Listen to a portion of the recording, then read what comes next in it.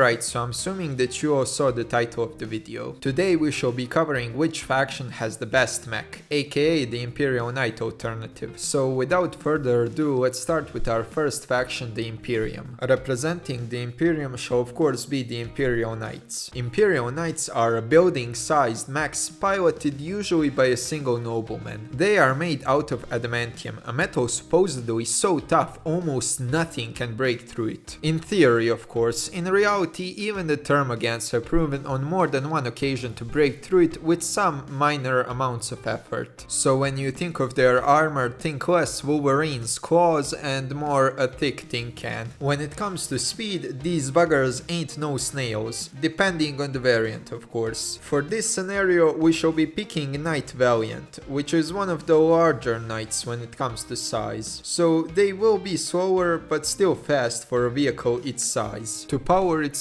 this thing uses twin plasma cores in order to supply its weapons with sufficient amounts of power. Speaking of weapons, let's talk about them. It has two primary weapons, first being Conflagration Cannon. Don't trust the name, it's bullshitting you. It ain't no cannon, but rather 3 extra heavy flamethrowers bolted together to incinerate anything in front of the knight. And the second being Thundercoil Harpoon. Don't worry, Games Workshop ain't lying to you with this one, it's an actual harpoon. It's used to roleplay Captain Ahab by spearing, let's say, Tyranids and drawing them close to your flamethrowers before initiating the barbecue. But the fun doesn't stop there, because they also have twin-linked siege breaker cannons as well as shield breaker missiles to, you know, break shields or get into long-range engagements. The only other thing left to mention about them is that they have ion shields, which ain't shields like void shields, but rather they create a force field that doesn't necessarily stop but rather slow down incoming projectiles. Okay, you have heard enough about the cool guys, it's time to talk about the degenerates, the Eldar. Representing the Eldar shall be the Wraith Knights. Unlike Imperial Knights, they are much more maneuverable, much faster and with supposedly much faster reaction time. But I don't know about the last one. In Dawn of War trailer they appear to be quite mentally challenged and slow. When they go into battle they carry with them either massive direct energy cannons, which you have guessed it are the cannons that fire energy beams, or a cool fucking sword. Now, due to the old ones rushing Eldar development process, Eldari frontal lobe still remains undeveloped, thus they have still yet to figure out that they can also block with their fucking swords. I don't have much more to talk about them. I guess they are also made out of wraith bone, which is like an indestructible material.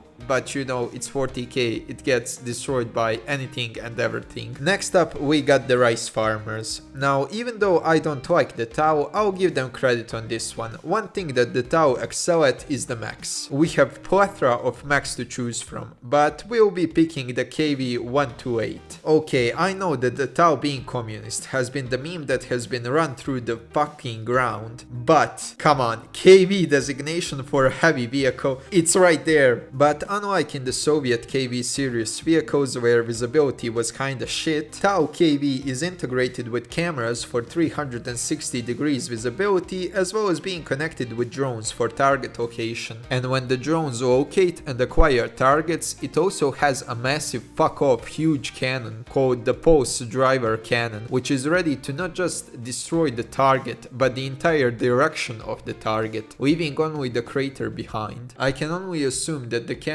is called Driver because it's gonna drive straight through you. This massive cannon was designed to damage titans and even sometimes occasionally bring them down. So it's safe to say that, for instance, if the Imperial Knight got hit by it, it ain't getting back up. Cannon is also assisted with the assist fire control so that it doesn't miss. I could talk more about its weaponry, like its missile pods, but in this scenario we are putting mechs against mechs, not infantry, so it's kinda pointless. The main gun is what's gonna decide if it lives or dies. Alright, let's move on to the next one, which will be the Tyranids, with their Hyrule, also known as the little to no artwork monster. Just like in almost every video I make that has Tyranids in it, bit. I have very little to talk about them. There are two monster types, one with extra claws called the Side Hydrodu and one with biocannons called the Barbed Hydrodu. I think that my audience is smart enough to realize which one prefers which type of combat. I'm running out of things to talk about them. I guess they also have thick keratin skin and are quite a bit faster than most things on this list. Alright, the boys are next with their Stompas. They are piles of shit and scrap metal, outfitted with whatever guns could be found laying around, held up with duct tape and power of both imagination and friendship. Their primary means of movement are two tiny little legs hidden behind their skirt, which makes them incredibly slow and hilarious when on the move. If you see one heading your way, you probably have 5 to 6 business days before they get to you. In terms of armor, they have no armor. Even a bolter can probably punch straight through their sheet metal and kill anyone and everyone on the inside that it can reach. Again, they are trash cans on not even wheels, but rather stunted legs. Last race time, which are the Necrons. They'll be represented by the Seraptech Heavy Construct, which is scary metal monster with quite literally no art. They are meant to be guards over the slumbering tomb worlds, basically being akin to the large guard dogs. If the guard dogs were the size of the buildings, they are used nowadays by the Necrons to beat up Imperial Knights and other Imperial Knights variants of other races. And to do that, they primarily use those cannons on their side that, just like gas flares, atomically disintegrate you. And although not great in melee combat, they can still hold their own. They are also made out of necrodermis, so they can just occasionally come back by repairing themselves. With all that said, let's rank them from worst to best. At number 6 we have the Orks. I think it's pretty self-explanatory. Trash can on legs ain't beating anyone on this list. Literally anyone on this list can run circles around it and shoot it from the behind NKVD execution style. At number 5 are the Tyranids. Hydrodu is decent, but I can't see it beating anyone on this list majority of the time, except of course the Stompas. Number 4 shall be the Eldar, whilst at number 3 we shall have the Imperial Knights. In all seriousness, they are the same in terms of power. One is just faster, whilst the other has more firepower. The only reason Imperial Knights are at number 3 is that I like them more. At number 2 are the Necrons. Their atomic erasure cannons are busted, as well as their ability to respawn if enough metal is left intact. Yeah, the Tau are gonna be number 1. I mean, their mech is just busted, which is of course to be expected from the faction known for their mechs. But those are just my opinions. If you have any others, leave them in the comments down below and I'll see you in the next one. Till then, goodbye.